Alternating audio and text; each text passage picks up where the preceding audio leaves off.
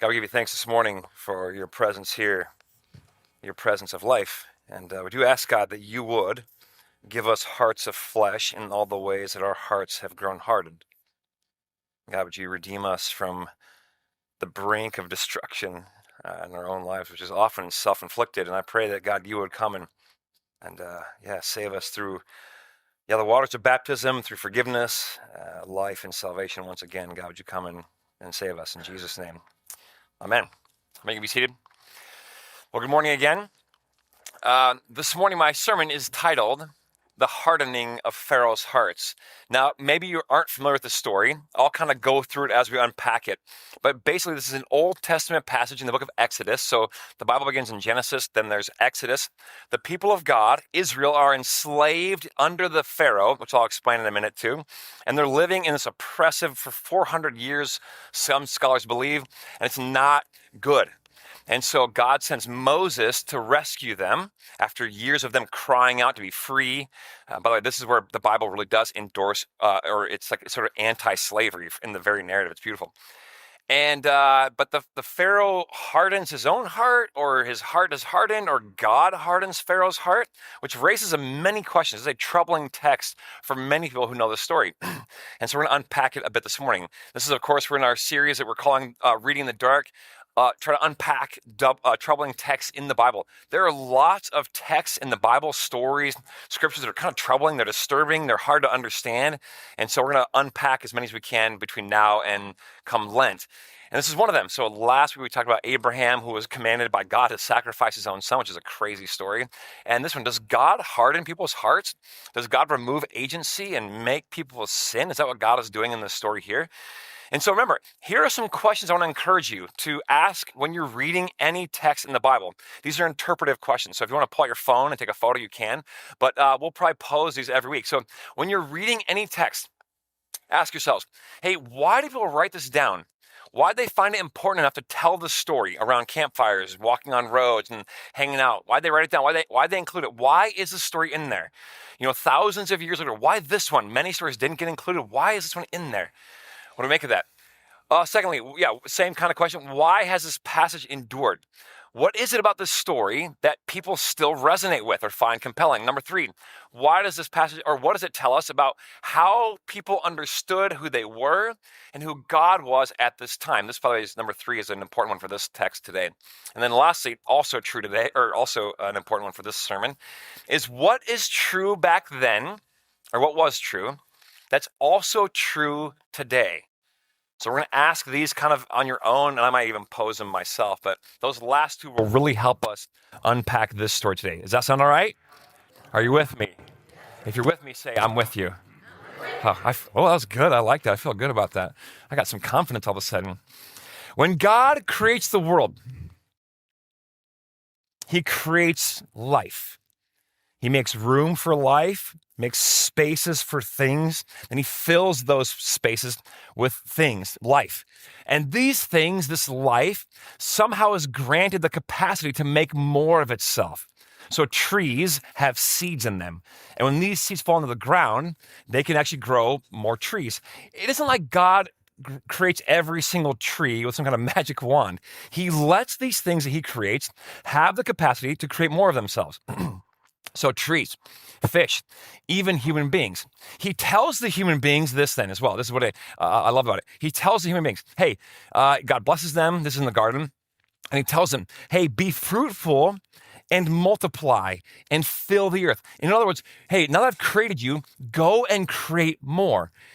You could say the purpose of this whole thing, the creation project, was for life to flourish and to be in abundance, to have life that creates more life. So he tells the humans, be fruitful and multiply. And by the way, be fruitful and multiply is not a command to do math homework. Are you with me? God pulls Adam aside. Hey, Adam, just trust me on this one, young man. Here's some roses, a gift card to Pour Bistro in Otsego, and some cologne. You'll figure it out. Be fruitful. That joke was funnier in my head. I thought it would work. I don't know. Maybe you're too nervous to laugh, but it's okay. We're going to have some fun this one. Make more of yourselves. You'll figure it out. And that's what they do. They begin to fill the earth. And so God sort of gives this project humanity, this goal or plans and purposes to create more of itself. Now, there's an inherent risk in this, though, because God seemingly gives humans agency. He gives them say-so, the capacity to do that, to create more life, to be abundant, to multiply and be fruitful, or to not do that. They can choose either A or B. It's like sort of baked into the cake. I don't know how much human agency, but at least some. And if there's 0.01% of free will, you might call it, there's 0.01% of free will. Because, for example, some things you didn't get to choose. You didn't choose where you were born or what color your hair would be, at least the original hair color. You didn't choose how tall you'd be. These are things you didn't have any agency or free will. But if there's any amount of it, it changes everything. And so if there's true human agency, then it's a risk, because you can, in fact, do the opposite. You can be a creator of life, or you can be a taker of life. Of course, we read in the very next chapter, Genesis 4, that Cain kills his brother. He begins to behave in this way that's like anti-creation, anti-life. He's a life taker. So it's as though in the story, there's these two ways, not explicit but implicit, of being in the world. You can be a person who creates, who multiplies, who flourishes, or someone who divides and takes and stifles life. Remember when my kid was little, my son Gavin, he loved Legos, and one day, he was probably like 4 or 5, I don't remember, little guy. He's building some Legos, and then him and his brother got into a fight, and Gavin just walloped his brother Logan. I was like, hey, wait. So I was trying to figure out what to say. I'm like, hey, Gavin. I grabbed him. I go, look at your hands. And he looked at his hands. And I go, hey, these hands, like in the moment of, I don't know, I thought it was wise. Maybe it wasn't that way. I go, your hands can be used, of course, to punch your brother, which I get it. Sometimes you want to do it, maybe, or it can be used, and I saw the Legos, I go, or it can be used to build Legos, Use your hands to build Legos. Now, before you laugh at me, zoom that up a little bit, or expedite that idea on a grand global scale. There's a reason why folks think that violence can solve problems. We live in a world right now, especially, where we think that shooting somebody and killing them will solve problems, or bad-mouthing them online or whatever. We think that these things will still solve our problems. But there are two ways to live life. You can create more and flourish, multiply, or you can take, you can stifle, and you can oppress. Now, here's the deal. What is God to do? Because already this creation, humanity, this project is not going so well. The crime rate is 25%. 1 in 4 people that are on earth are murderers. Right? This is not good, technically speaking, right? This is a bad idea. You could say the creation itself is at stake here. The whole thing is like hanging by a very thin thread. What will God do? Well, God comes. It takes a bit, but God comes to this man and this woman. Their names are Abraham and Sarah. I talked about them last week. And God tells them, hey, you guys, I'm going to make you into a great family. I'm going to bless you. I'm going to teach you how to live in my ways of life, creation, multiplication, life, flourishing of life. This way that the garden was, I'm going to teach you how to do that. And I'm going to have you do that. You're going to grow into this big family, by the way. The family will be so big, you'll have more kids than the stars in the sky. He's using hyperbole, of course. But how do you do that? How can they grow into a big family? Well, you be fruitful and you multiply, you know what I'm saying? That's how you do it. He's hearkening back. This time, though, God pulls Sarah aside. Says, hey, Sarah, come here for a second. He gives her some tools. Hey, here's some grilled steak, some instructions for how to do a campfire, and 1 hour of permission for your husband to not share his feelings. He'll figure it out. Trust me. Just go, Sarah, go. And be fruitful. That joke was a little better. Thank you for that. Be fruitful and multiply. Yeah, this is the plan of the creation, the cosmos. Flourish. Do what I'm asking. And by the way, they do it. This family gets huge and they're blessed. Later, generations later, you read in Exodus, and now we're into Exodus, the second book of the Bible. It says the Israelites, these are the people of Abraham and Sarah. They have lots of kids. They grow into a large nation. They're called the Israelites. So the Israelites, they were fruitful. They were prolific. They were about life and creation, the original intent and purposes and plans of God in the world. And they multiplied. And they grew exceedingly strong. So the land was filled with them. Yeah, they do it. They fulfill the plans and purposes of God for the world. They're all about flourishing, creating of life. It's wonderful. This is what God's plan was, to redeem everything. And they do it. They're about life. They're living in tune with God's purposes and plans for the world, the ongoing creation, the ongoing generativity of the world that's sort of woven into the fabric of the world. But this also gets threatened pretty quickly because there seems to be people that have agency. They have say-so. And there's a man called the Pharaoh. So the Israelites at this point are living, they go to Egypt, and they're living in Egypt. Things are good. The Pharaoh that was in charge gave them favor, liked them, but then he dies, and a new Pharaoh takes over. And this Pharaoh doesn't like them. Here's how I know. It says, by the way, this is the Pharaoh, at least an image of the Pharaoh, which I'll come back to. But it tells us, actually, no, maybe I don't have it in there. Oh, I don't know if it got added. Well, I'll tell you. The Pharaoh is so threatened by the number of Israelites that are growing in number. He sees, oh, this is a problem because they might grow so big because they're fulfilling God's plans and purposes. They'll become so numerous, they'll take over. And I can't have my power threatened. And so he begins to oppress them and make them into slaves. And he begins to kill all the young male babies of the Israelites. Does that sound familiar? A maniacal king whose power is threatened, who kills little innocent babies. Yeah, years and years and years and years later, Herod does the same thing for the same exact reasons. Boy, have we not learned anything? So this Pharaoh, he's oppressing the Israelites. He makes them the slaves. That's how they become slaves, because he's afraid of them. And he's just killing all the babies in this land. By the way, there's these two like strong, tough Hebrew midwives. They're dope. They're called Shipra and Puah, like the original, rebellious punk rockers in the ancient world. And they refuse to do it. And they set one baby free. His name is they call him Moses later on. And they save Moses' life. They refuse to kill the babies because those women are just, they're tough. So anyway, so the Pharaoh, though, is trying to kill him. And the Pharaoh was, believe it or not, he was a bad dude. He's one of the most evil men. He's actually the most evil person we've met so far in the narrative. He's a horrible guy, evil guy. Pharaoh literally means, it's like the name of a great house or great palace. So he's named after the palace in which he inhabits. It's like calling the president the White House. They're sort of synonymous. So his name is Pharaoh because which means the great house is sort of synonymous with the palace in which he lives. And he was considered divine. People worshipped the Pharaoh.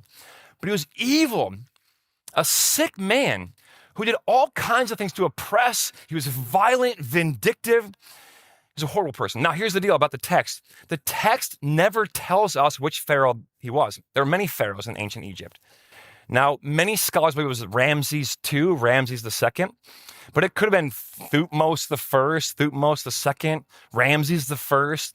Maybe it was Ramses the second. The text never names him.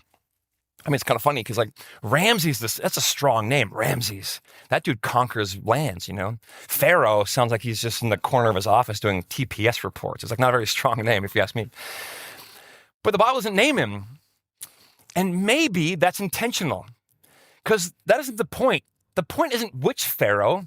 The point is that the Pharaoh is sort of this embodiment, this archetype of evil itself, rebellion against God. The Pharaoh sort of symbolizes all kinds of evil acts. It's sort of this anti-life, anti-creation. The Bible portrays the Pharaoh as like some sort of anti-creational monster who takes life and doesn't give life. Yeah, maybe it doesn't matter which Pharaoh it even was. I love it, though. The Bible refuses to give this Pharaoh what maybe he wanted the most, which is to be remembered. No one knows which Pharaoh it even was. It doesn't matter. We don't care. The important thing is the role, the office of the Pharaoh was like this space that sort of did evil, vindictive, malicious things. And the Pharaoh, all of them were embodiments of this anti-creational destructive forces in the world. Yeah, it's kind of like in Revelation, we read about the Antichrist. And many Christians are like, which one person is the Antichrist? Is it that president? Is it that CEO? You guys, I'm just telling you, that isn't that important. It doesn't matter. It's the one who embodies those qualities and traits. That's the dangerous one. Do you hear me?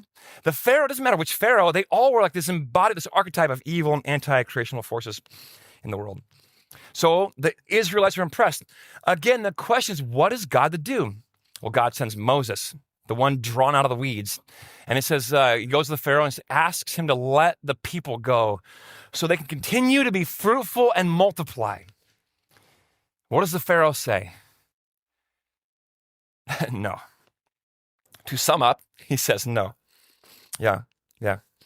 This sense when we hear this phrase where his heart is hardened. So what happens next is like this is sort of madness and chaos. Read the whole story. It's in Exodus. The Pharaoh's like, no, you're not leaving. I'm going to keep you as slaves. And Moses is like, okay.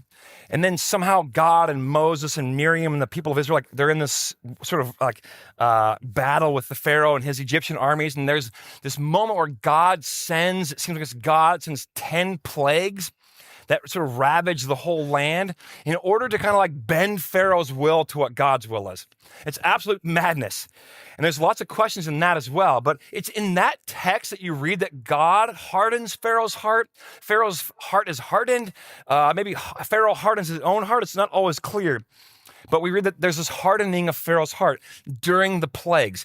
But this motif is mentioned 20 times or more in this section of Scripture. 20 times. Now, here's the deal. Many of us think of the heart as like, just our emotions and our feelings. That is not how the ancients thought about the heart. The heart in the ancient world was like the center of sort of, your feelings as well, but really it was like the center of your thinking and your choosing and your decisions and your moral life. It was like the psychology mixed with emotions and will and sort of how you were in the world. So it was the place where your intellect, even though that was, we know now it's kind of our brain, but in the ancient world, it was like all of it. The center, like where your intellect and your will and your spirituality all came together. And that sort of shaped how you lived in the world. So be careful what you give your heart to. Your mind, your intellect, your decisions, your will, your spiritual life. These are all encompassed in the heart. And a person whose heart has been hardened is a person whose inner life has become closed off to life, who's become resistant to wisdom and love and forgiveness and grace and mercy. A person who's sort of set against the things that are right. Does that make sense? I'm just telling you, the temptation in today's culture is to let your heart become hardened, to become resistant to being soft towards people, especially those we don't like, those who don't vote the way that we vote, those who don't agree with our rhetoric or our ideas or ideologies.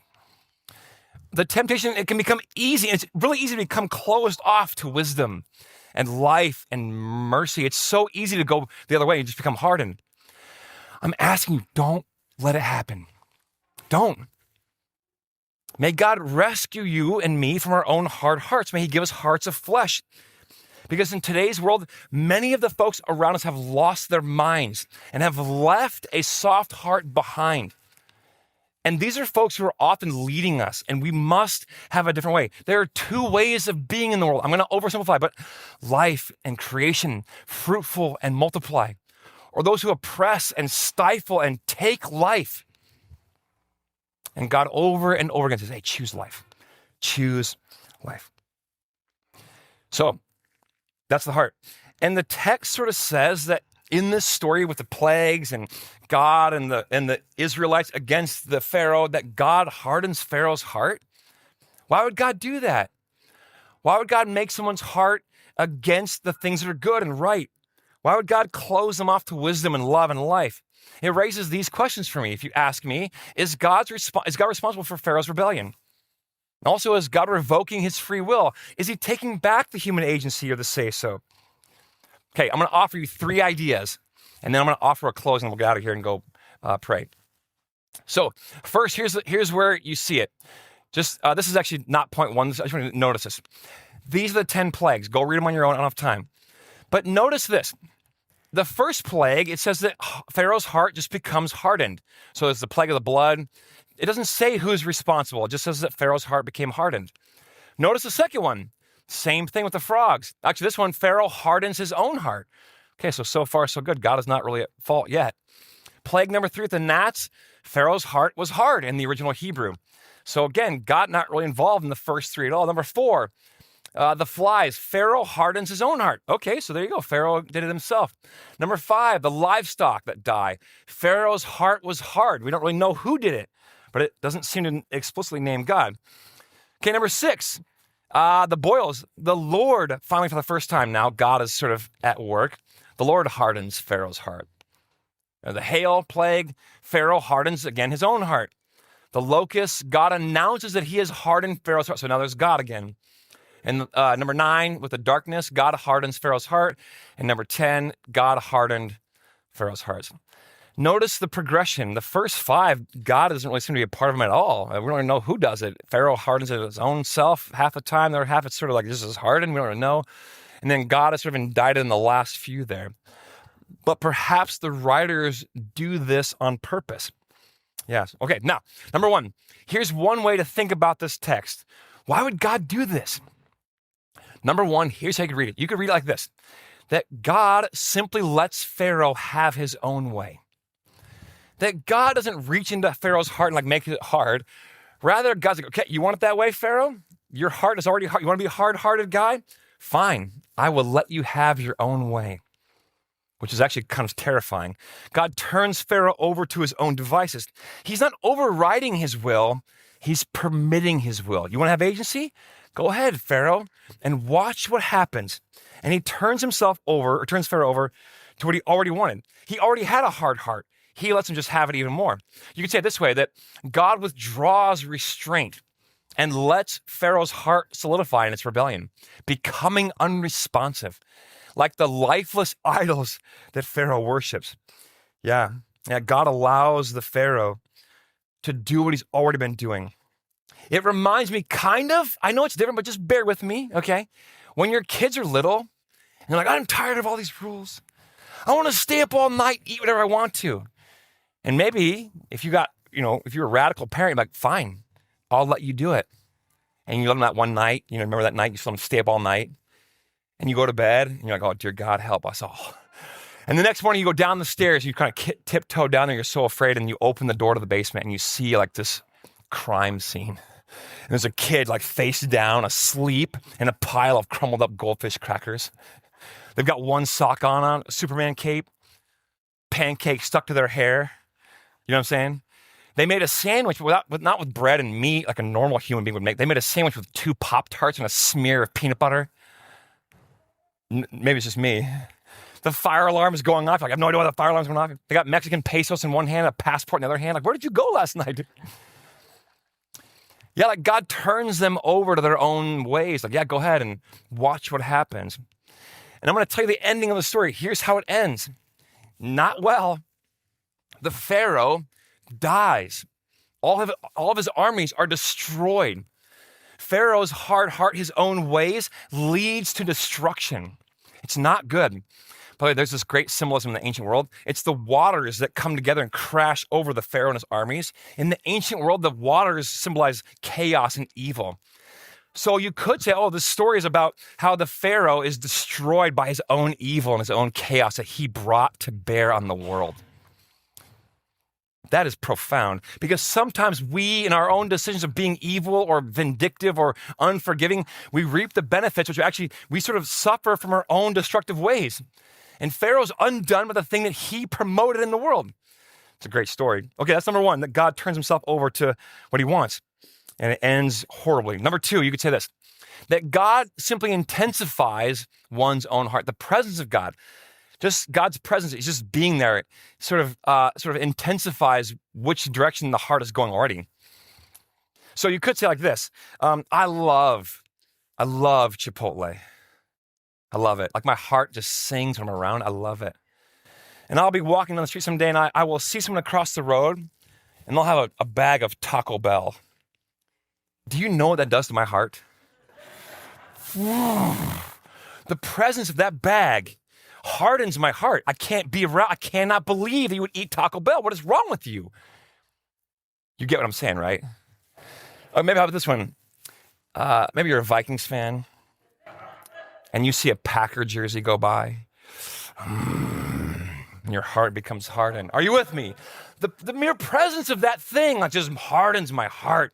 For me, it was a Raiders jersey. I'm just telling you. Or maybe like you're an old hippie and you'd see a suit and tie walk by like, the man is out to get us. Or a BMW, capitalism, you know what I'm saying? Yeah, sometimes people's presence is like judgment in your own, just their presence. And it's like when someone's not very nice to you, your response could be just to be, or like when they're mean to you, just to be nice back to them. And if you do, which I encourage you to do that, some of them are like softened, like, oh, that man, okay, I'm sorry for you. Some of them, though, double down and get even meaner. Why? Because sometimes that presence of goodness and justice and mercy and love that is God intensifies the way your heart is already going. So Pharaoh's heart was already hard. And God's presence just simply intensifies the way he was going. And he keeps on going. Okay, number 3. The word chazak. Everyone say chazak. This is the word for hardened. It could also mean just strengthened. It could mean this, that God doesn't like cause the Pharaoh to sin. Rather, he strengthens his resolve to do what he's already going to do. In other words, it's kind of similar, but God sees that Pharaoh's heart is hard. God's like, okay, fine. I will weave this evil into my sovereign plan for good in the world. And I will just strengthen you in your resolve, let you do, again, kind of like let you do what it's kind of similar, let you do what you're already going to do, and strengthen you, give you strength to do it, go ahead, and I will use it for good in the world ultimately. And it'll lead to your destruction because you have a hard heart and you hardened it, but I will just strengthen what you're already doing and I will let it take its course. That's a good one too. I like that one. By the way, these may not be mutually exclusive. They all could be sort of similar. But here's the final one. Remember, this is an ancient story. So we need to read it with an ancient Near Eastern understanding. This story comes about not long after the Abrahamic story, so it's kind of like around the end of the Bronze Age as well. The Bronze Age was a long time ago. Remember I told you last week that this is when the wheel was invented. It's an old story. The Hebrew people, the Israelites, they saw God as the cause of all things. It's just how they thought about God. Remember question 4? What does the story tell us about God and how they saw God in themselves? They thought God was in control of everything. They said, oh yeah, the gods did this. So God must have hardened Pharaoh's heart. It's just sort of like it's like sort of their depiction of what happened. And God lets them tell the story. So God's like, yeah, okay, yeah, if you dance what's happening, but they believe that everything that happened in the ancient world was because of the will of the sovereign God. These people, by the way, just so you know, they were not metaphysicians who were waxing philosophic about human free will. That's a very modern problem. They were not like, I wonder if God has removed our free will. No, they didn't. They just were depicting how they thought God was interacting with them. They were nomadic slaves. They didn't really know they weren't waxing theologic. So many of us have simply overinterpreted this story in a theological way that back then they would have never thought about it. It's like this, when you're in high school and you go to poetry class, and you read that poem about a tree. And you're like, oh, this is a nice poem about a tree. And the professor's like, no. This poem has many layers. When they mentioned oak, the author didn't just mean oak. It meant authority, the patriarchy, and the burden of being a tall tree in a small world. It's anti-capitalism. And you're like, I think it's just about a tree. You know what I'm saying? That's probably what's happening here. Like, I don't know if they were like intending to give us a treatise on whether or not humans have free will. They were just telling us what they thought God was up to in the world. Fair enough. Here's what I want to say though. Without moralizing the story, I want to tell you a couple things I think that the story would warn us against and encourage us towards. Number 1, the story is saying, hey, don't be like Pharaoh. It's obvious. He ends in death, destruction. The anti-creational monster who limits and takes life dies himself a horrific and tragic death. Don't be like the Pharaoh. Don't be about non-life, anti-creation. In other words, sin. Resist it wherever and whenever you can. Don't be about things that bring non-life. Because the longer you go in that road, the more difficult it is to turn around. Sin is cumulative. It builds, and it's harder to go the other way.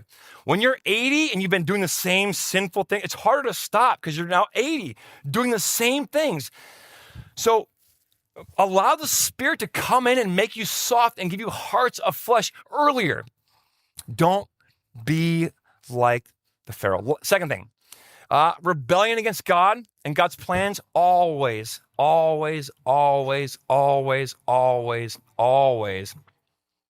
end in catastrophe. Enough said. Number 3, I got 4 of these. Even the most heinous and absurd forms of human evil are not a threat to God's purposes. Here's how I know that. The end of the Bible says that God overcomes evil once and for all. He ends suffering, pain, death. He fixes all of it, makes a new heavens, a new earth. Not even the most heinous form of evil can thwart God's plans and purposes for life and flourishing of life. Are you with me? Okay, a couple of you are. I lost everybody else. Fair enough. Lastly, and if you hear nothing else, please hear this. Please, central, be about life. Hear the command, be fruitful and multiply. In every way. Jesus in John 10:10 has said, hey, the thief has come to steal and kill and destroy. The anti-creational monster is, the Pharaoh's at it again. But I've come to give life and life abundant to the full, overflowing. Be about life. Resist evil. Resist the Pharaohs, the ways of the Pharaohs, the anti-creational monsters who suck life from everything we do. And be about life. Central Lutheran Church, this morning, tomorrow, the next day, when someone cuts you off in traffic, when the person in front of you at Trader Joe's is taking their time and you got to go somewhere and you're in a big rush, when your bank account is dwindling down, be about life. Amen.